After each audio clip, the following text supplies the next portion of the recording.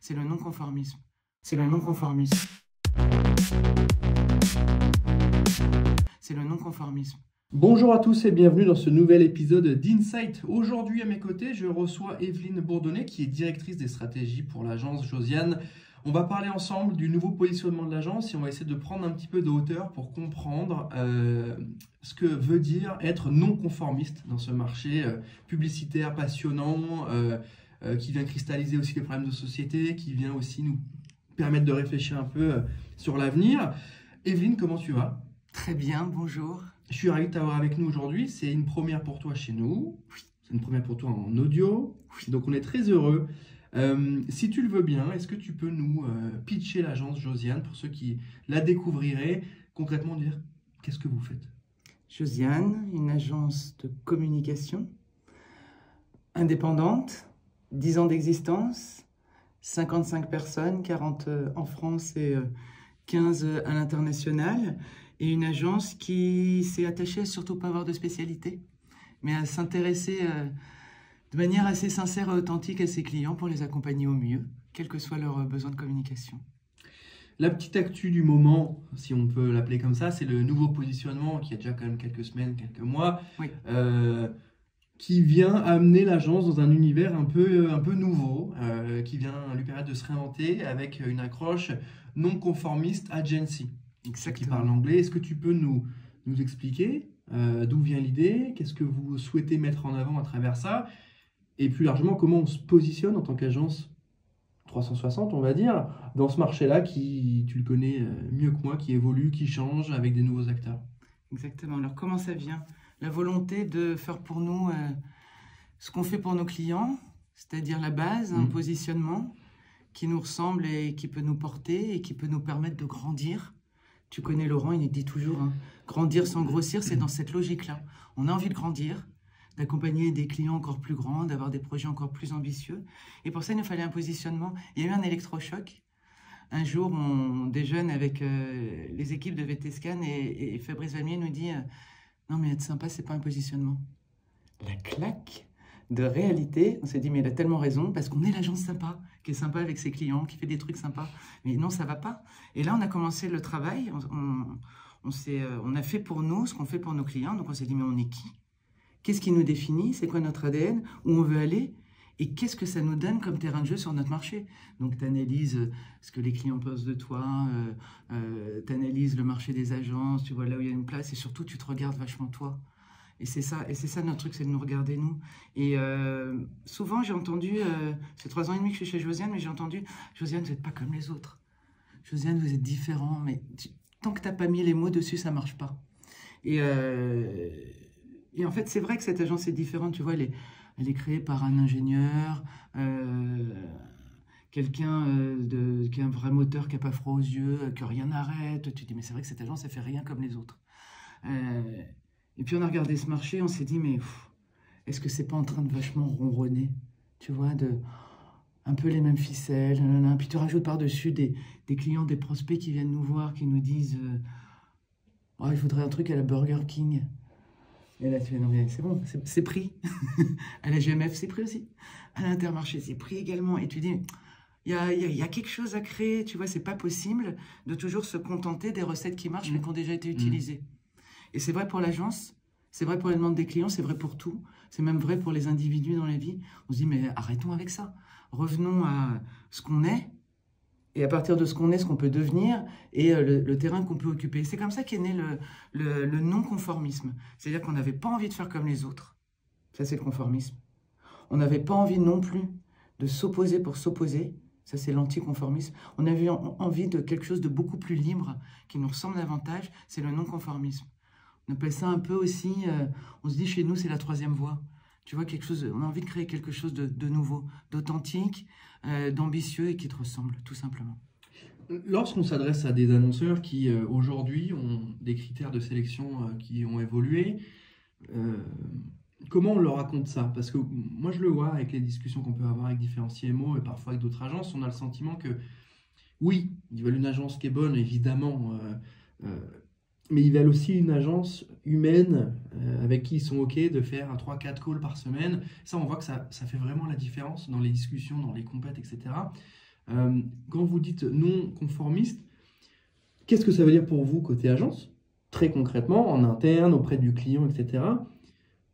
Et dans un second temps, on regardera, tu me le diras, mais qu'est-ce que ça amène aussi côté production de campagne? Qu'est-ce que ça va amener en termes de positionnement pour vos clients? On a un contrat d'honnêteté, un contrat de cash avec nos clients. C'est marrant hein, parce que on se dit souvent avec Jérôme qui est notre directeur de création et Virginie qui est notre directrice générale, on se dit souvent il y a des gens avec lesquels on peut bosser, ils sont pour nous, on a envie de bosser avec eux, et il y en a d'autres, ben non. Parce qu'en fait, la base de cette approche-là, c'est d'être capable de se dire les choses et de ne pas se raconter de bullshit ou de se bercer d'illusions, et tu vois, d'identifier le vrai problème. Donc d'emblée, avec nos clients, on se dit on est d'accord que le problème à résoudre, c'est bien celui-là. Et on a des discussions hyper simples. Et ces discussions, on les a dès les chemistries chez les marieurs, dès le premier contact avec les clients, on dit bah, d'après nous, le problème à résoudre, c'est celui-là. Et tu commences une discussion. Ce contrat de lucidité, de clarté, il est fondamental. Il est fondamental dans toutes les dimensions que tu évoquais. Il est fondamental dans notre manière de bosser avec les clients, mais dans notre manière de bosser à l'interne. C'est-à-dire qu'il n'y a personne à l'agence, du commerce à la création en passant par le planning, qui aura envie de se raconter des histoires et de ne pas y croire. J'ai vu ça dans d'autres agences, tu fais rouler ma bosse. Chez nous, c'est vachement plus simple. C'est-à-dire qu'un problème doit être énoncé clairement, être le vrai problème, et le vrai problème à résoudre, et là, on peut commencer à bosser. Donc, tu as ce contrat de lucidité, on l'appelle comme ça, avec nos clients, avec l'interne, qui est fondamental. Et à partir du moment où tu as posé ces bases saines, là, tu peux aller loin dans l'ambition et la créativité. Est-ce que ce contrat-là, il est aujourd'hui efficace? Tu le vois, tu nous le dis, il est opérationnel. Est-ce qu'il est adapté est-ce qu'il peut être mis en pratique avec tout type d'annonceurs? Parce qu'on sait très bien aussi qu'il y a un niveau de demande lorsqu'on a des annonceurs, des groupes internationaux, etc., où il y a énormément de validation, énormément de parties prenantes. Finalement, l'agence avec qui on est en contact, il y a beaucoup le côté prestation, exécution et un peu moins de discussion. Comment on arrive à amener dans vos gros clients, par exemple, ce côté-là d'humain, de discussion, de deal sur le fait qu'on se met raccord sur la demande et on avance dans le même sens et on garde un cap en commun parce qu'on tire tous dans la même direction. Donc, tu vois ce que je veux dire? C'est dur avec certains grands groupes de garder ça. Bah, pas tellement, en vrai. C'est toujours des affaires d'humain à humain. Grand groupe, petit groupe, c'est pareil. Tu vois, on travaille pour un très grand groupe qui s'appelle Thai Union. Pour les sardines Parmentier, tu vas me dire petite équipe, mais pas tant que ça. On a les mêmes échanges avec les équipes Parmentier de ce grand groupe, avec le DG qui fait aussi partie de ce grand groupe. Il a le même niveau d'information, on a le même niveau d'échange avec ses équipes qu'avec des clients plus petits. En fait, tout revient à l'humain. Tu as en face de toi quelqu'un, une personne qui a une échelle qui n'est que la sienne, l'échelle humaine, que ce soit un grand groupe ou pas, ça ne change rien. Tu passes autant de temps, tu t'impliques autant et les échanges sont toujours possibles. Je ne pense pas que ce soit une réalité qu'on communique moins avec les grands groupes. Après, il y a peut-être plus de recettes et de réflexes dans les grands groupes, avec des matrices marketing, etc. etc. Mais ça, c'est pas grave. Parce qu'à partir du moment où tu as une discussion cash, simple et claire, et qu'ensuite tu as une vraie idée, les matrices, tu t'en fous, ça rentre dedans.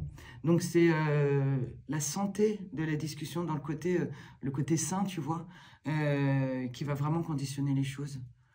Aujourd'hui, on le voit, les agences, elles redoublent de bonnes idées pour essayer de s'adapter au mieux au marché et continuer à développer un modèle d'affaires qui n'est pas facile à faire rayonner. Donc, lancement de nouvelles offres, repositionnement régulier, c'est malheureux à dire, mais il y a beaucoup d'agences qui viennent régulièrement se repositionner et lancer des nouvelles signatures. Je connais bien l'histoire de Josiane, j'ai pas le sentiment que prendre la parole pour prendre la parole soit quelque chose qui vous soit très familier, où il y a toujours eu ce moment de volonté d'avoir un momentum de prise de parole. On le voit beaucoup avec ce nouveau positionnement, les prises de parole avant de Laurent. Comment vous faites la différence avec toutes ces agences-là qui viennent lancer des offres IA, lancer des offres brand content, faire du 360, puis après revenir sur de l'ultra spécialisation pour ensuite refaire du 3.6. Comment on garde le cap? Parce qu'on le voit, hein, tu connais le marché, on voit comment il évolue. Dès qu'on voit Metaverse, boum, 15 agences lancent une offre métaverse, l'IA est arrivée, boum, 10 agences lancent une offre IA. Comment on garde l'esprit d'opportunité, de bon coup, et en même temps, comment on garde le positionnement plus global de dire, OK, on ne va pas tirer dans tous les sens tous les jours, on va garder une sorte de cap. Comme on fait pour nos clients, mais tu vas trouver que je suis en boucle. Si tu es honnête avec toi-même, lucide, que tu as ce bon contrat au départ, tu peux aller n'importe où. Le problème, c'est quand tu te lances, tu vois, on est l'inverse de suivre des tendances. Ça ne veut pas dire qu'on n'intègre pas les derniers mouvements, mais on a le sens en plus, c'est-à-dire que, mais c'est comme dans la vie. À l'échelle de n'importe qui, il y a un moment où tu te dis, ouais, ça c'est moi, ça me ressemble. Et là, plus rien peut t'arrêter et tu traces ta route. Mais c'est un peu la même chose, c'est-à-dire qu'avec ce non-conformisme, on ne l'a pas sorti en un claquement de doigts. Hein.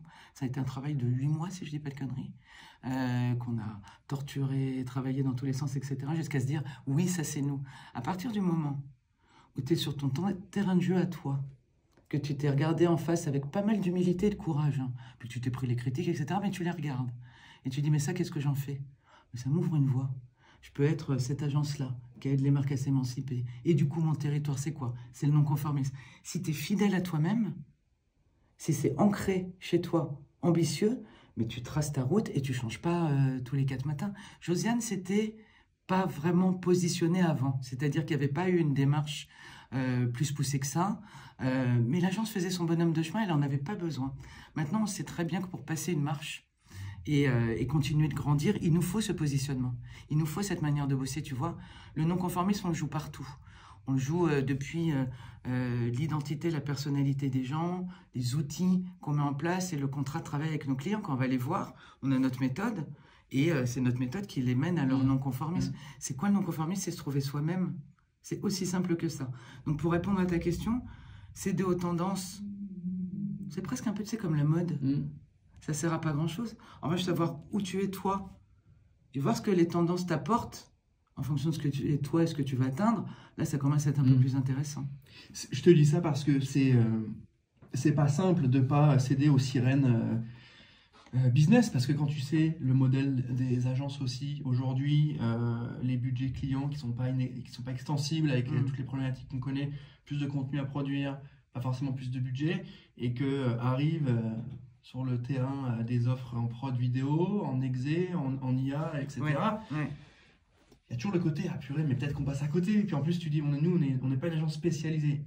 Quand tu es une agence spécialisée en création, tradi ou télé, tu dis, ouais, Metaverse, IA, pas mes sujets. Moi, je ne vais pas y aller parce que par essence, c'est pas mes sujets. Je suis spécialisé. Mais quand on est une agence, comme tu as dit, pas spécialisée, avec un prisme de métier assez large, on peut avoir envie d'aller un peu plus de ce côté et après un peu plus vers l'autre. Donc, c'est pas forcément simple de se dire non, on se prive potentiellement d'une opportunité business liée à l'IA peut-être. Enfin, tu vois ce que je veux dire? Je te dis ça parce que je vois beaucoup d'agences qui lancent des formats, qui lancent des nouvelles manières de bosser, des manières de proposer des réponses avec des formats un peu clés en main, d'autres très très sur mesure, d'autres en accompagnement, d'autres avec du consulting, ce que vous faites aussi avec les pointures. Donc, c'est assez intéressant. Si on prend un peu de recul pardon, et qu'on regarde côté annonceur maintenant, quel a été le premier frein que vous avez pu sentir? Je peux revenir sur ton point précédent avant qu'on enchaîne. Ce qui est assez intéressant, c'est que quand tu as une vision claire des choses, le non-conformisme, on ne disait pas de spécialité, mais tu es presque obligé d'aller partout. Bien sûr que l'IA, bien sûr que, alors métaverse pas sûr, mais bien sûr que l'IA, bien sûr que tout ça, sauf que tu fais ça avec un état d'esprit, une culture partagée, qui est celle du non-conformisme. Tu fais pas l'IA pour l'IA, mais l'IA au service du non-conformisme. Tu vois? Et c'est ça, en fait, le message que j'essaie de te passer, c'est-à-dire que à partir du moment où tu as le sens et le positionnement, tu peux aller partout, mais avec sens, compte tenu de ce que tu es.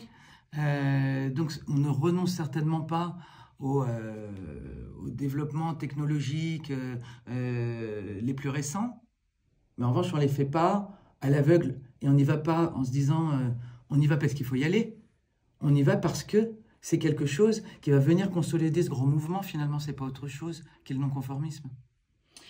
J'avais débuté ma question autour des clients. Des clients. Comment vous identifiez Les problèmes, comment vous les analysez, comment vous essayez de les résoudre? C'est quoi le premier frein qui peut apparaître quand on se positionne comme vous le faites avec l'agence?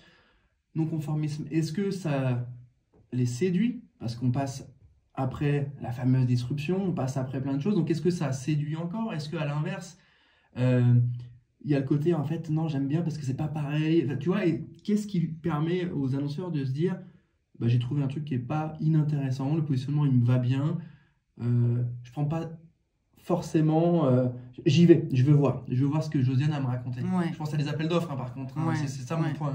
Lorsqu'il y a des moyens, des très gros, etc., et que Josiane arrive, Ouais. est-ce que tu vois un frein?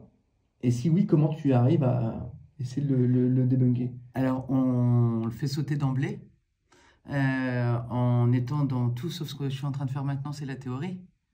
On arrive et on a déjà bossé sur le non-conformisme possible d'un prospect. Okay. C'est-à-dire qu'on arrive en lui disant, bon, on s'est permis de faire comme si c'était pour nous, on n'est pas briefé, donc on y va quand même, on tente. Bah, voilà, nous, le regard qu'on porte sur votre marché. Et voilà comment on ferait. Et puis après, on lui a montré, tu vois, on ne lui fait pas la théorie du non-conformisme, on lui montre des cases, nos clients, ce qu'on travaille avec eux, ce qui permet de bien comprendre la chose et de la redescendre, parce que ça peut paraître très philosophique, tu vois, très, très fumeux, alors que ça ne l'est pas du tout. C'est d'un pragmatisme inouï dès que tu t'intéresses à un sujet. Donc c'est comme ça, tout simplement, il y a pas de frein a priori, on ne laisse pas le temps de s'installer. On laisse pas le temps à la discussion anti versus non. Non, on dit, bah voilà, conformisme du marché, c'est ça, l'anticonformisme, ça. Nous, on vous propose de faire autrement. Et on commence déjà à parler des choses de manière très, très concrète. La théorie pour la théorie, c'est pas nous. On est vachement plus pragmatique que ça. Pas de frein, vraiment. Ça séduit vachement. Okay. Parce que c'est une méthode qui est simple, que tout le monde peut s'approprier. Et tu vois, on arrive en se disant, mais... est-ce que le vrai problème, c'est pas celui-là? Et en général, là, tu sens que les prospects, les clients, ils suivent et que la discussion est possible. Et là, ça y est, la collaboration a commencé en réalité. Est-ce qu'aujourd'hui, avec l'agence, vous avez défini les enjeux de cette année? On a parlé évidemment avec Laurent hein, du lancement des entités étrangères, des bureaux dans les différents pays. Comment vous souhaitez vous positionner sur l'année qui arrive? Est-ce qu'il y a un secteur que vous aimeriez un petit peu plus renforcer ou à l'inverse solidifier des clients que vous avez déjà ou arriver dans un univers qui n'est pas du tout le vôtre? Comment se présente l'année 2025 sur vous, vos volontés déjà? Mais nous, on a envie, j'arrête pas de te dire, on a envie de grandir. Donc on voudrait bien sûr conforter nos clients qu'on adore, continuer de travailler avec eux, parce que je t'assure qu'il y a un fit culturel avec les clients, donc c'est pas des one-shot. Et on a envie de devenir plus grand, c'est-à-dire plus visible avec des clients plus grands, tout simplement. Et continuer de les accompagner et de les conquérir.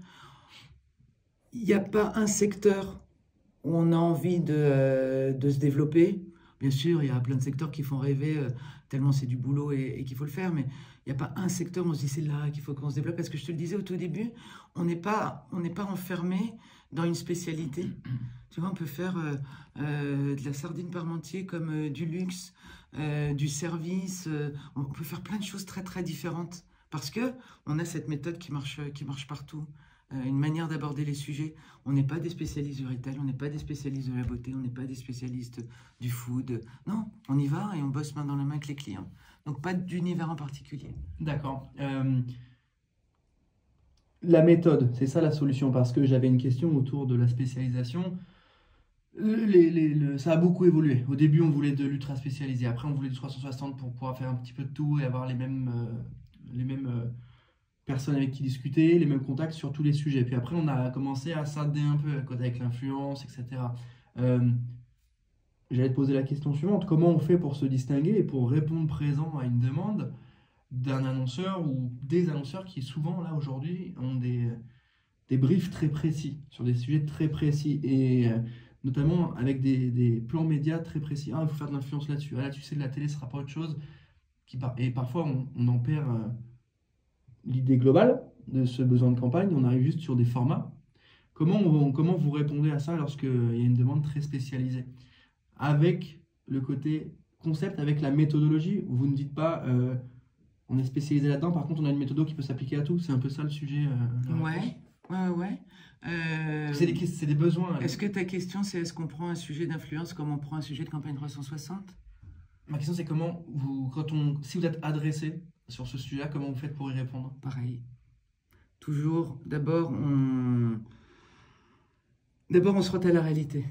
Ça, c'est la base. Et se frotter à la réalité, c'est faire des entretiens avec des gens concernés par le sujet, des consos, comme on dit, ou infiltrer des communautés, aller sur les réseaux sociaux, bien faire notre boulot. C'est toujours la même chose, notre boulot. Hein. C'est la perception à la base. Donc, c'est quoi la réalité? Quand je te disais le contrat de lucidité, c'est ben voilà. Les gens, ils pensent ça, les gens, ils font ça, et voilà ce qu'ils pensent de vous. Et quel que soit le sujet, hein, que ce soit la grande campagne télé ou l'influence à trouver, tu fais la même chose. Et après, tu dis, mais où est-ce que je pourrais être? Enfin, c'est toujours la même méthode. Où est-ce que je pourrais être? Et tu fixes ton ambition, et tu vas bosser exactement de la même manière. C'est pas parce que on multiplie les contenus et qu'on réduit les délais qu'on se disperse pour autant. Ouais, il faut y aller. Faut produire. Mais c'est rendu plus facile quand tu as la ligne en réalité. Et la ligne, on l'a toujours, quel que soit le sujet. On la cherche toujours. Est-ce qu'aujourd'hui, il y a un positionnement que vous aimeriez développer un petit peu plus particulièrement? Tu vas parler évidemment du non-conformisme, mais est-ce qu'il y a quelque chose au travers des équipes aussi que vous aimeriez faire ressortir? Parce qu'on voit aussi que lorsqu'un annonceur choisit une agence, il regarde beaucoup aussi le côté management des équipes, comment ça se passe à l'intérieur. Est-ce qu'il y a quelque chose que vous aimeriez faire ressortir de ça aussi? Est-ce que ce fameux non-conformisme, il est visible à l'intérieur ou est-ce que c'est autre chose? Qu'est-ce que vous aimeriez donner à voir si on fait une photographie, une photo en coupe de l'agence et qu'on voit ce qu'il y a dedans? C'est marrant parce que je vais te citer la personne la plus récente chez Josiane, il s'appelle Elaya. On a pris le métro ensemble. Et je lui ai demandé comment ça se passait. On parlait des gens à l'agence et elle me dit, c'est fou. Chacun est différent. Et je pense qu'elle met le doigt exactement sur ce qui nous définit. C'est un endroit où tu viens comme tu es, pour reprendre un petit slogan. Tu viens comme tu es, tu donnes ce que tu as à donner, mais il n'y a surtout pas de modèle chez nous. Et c'est vrai que tu verras jamais un uniforme ou une copie, mais jamais. Les personnalités, les looks, les âges, les parcours, les hobbies, tout ce que tu veux, sont tous très, très, très différents. Et tout ça vit très bien ensemble. Et je pense que cette liberté individuelle de chacun, elle transpire. Chacun prend les sujets à sa manière. Et ce collectif est riche de toute cette diversité. Je pense que ce dont le monde manque cruellement, c'est cette richesse qui vient de la diversité. Que ce soit en entreprise, que ce soit dans les manières de bosser avec les clients, que ce soit dans la rue. Tu vois, on finit par tous se ressembler. Et pour te le dire vulgairement, ça nous fait méga chier chez Josiane.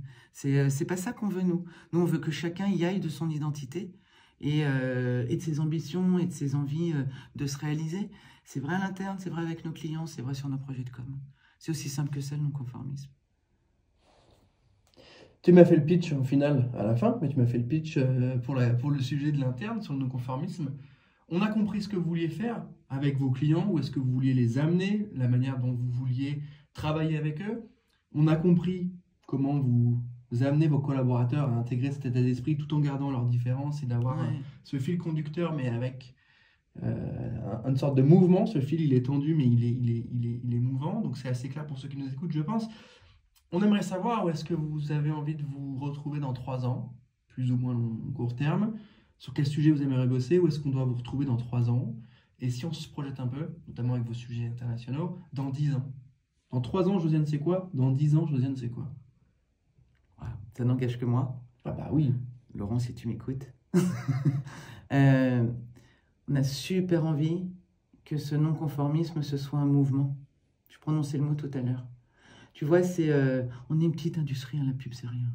Une toute petite industrie qui fait sa petite contribution à un monde un peu moins divisé, polarisé, conforme, avec des clans qui s'opposent, tu vois, et qui est vachement tendu. Donc, nous, à notre échelle, on dit juste aux gens, arrêtez d'imiter les autres, les places sont déjà prises. Faites les choses à votre manière. Ce message-là, t'imagines bien qu'on a envie de le dire à plus qu'il y a des annonceurs. Ce message-là, on a envie de le dire à des individus, on a envie de le dire à des générations, on a envie de le dire à des sociétés, on a envie de contribuer un peu à faire en sorte que le monde soit moins binaire, moins clivé, moins polarisé, et qu'on laisse un peu de place à des réflexions alternatives possibles, qu'on contribue, au-delà de la com, à ce que chacun se sente autorisé à être différent, à réfléchir un peu plus à lui, à se dire bah, moi je vais faire les choses à ma manière. Donc dans 10 ans, peut-être qu'on monte une école, peut-être que, enfin tu vois, peut-être une université, j'en sais rien. Mais moi j'ai envie de rêver de tout ça. On en a trop marre de ces clans qui s'opposent en permanence, de ces extrêmes qui montent, les pros, les anti. Non, il n'y a pas que ça dans la vie. Donc la seule manière de sortir de ça, conformisme, anticonformisme, c'est se dire reviens sur toi, regarde-toi, vas-y, trace ton chemin. Et ça, c'est un grand message d'espoir, je pense, pour l'avenir. Ben écoute, c'est très clair pour moi, Evelyne. Ceux qui nous écoutent auront compris un peu les ambitions de l'agence et les tiennes. On va suivre ça de près puisque vous êtes agence partenaire et ce podcast est réalisé dans le cadre de notre collaboration annuelle. Donc on peut retrouver vos différentes campagnes, vos différentes réalisations sur votre page dédiée sur le site. Evelyne, on arrive à la fin de cet épisode. Merci d'avoir pris le temps de répondre à mes questions. Merci à toi, c'était agréable. Je suis ravi d'avoir pris le temps d'échanger avec toi. Merci à tous de nous avoir écoutés. Je rappelle que vous pouvez mettre 5 étoiles sur Apple Podcast puisque c'est toujours bon pour le référencement. Et ça va faire plaisir à Laurent et Evelyne quand je vais leur dire qu'ils vont avoir 5 étoiles sur leur prise de parole chez nous. Merci encore à toi, Evelyne. Merci à tous. Et moi, je vous dis à très bientôt. C'est le non-conformisme.